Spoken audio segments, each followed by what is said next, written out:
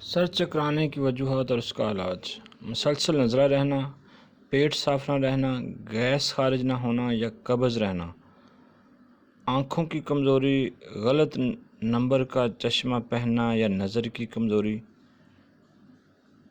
اس کے علاوہ نیند کا پورا نہ ہونا، دھوپ کی تپش یا جس حبس میں کام کرنا جس سے دماغ کو آکسیجن نہیں مل پاتی، ہائی بلڈ پریشر، فکر، پریشان رہنا، تناؤ اور ذہنی دباؤ۔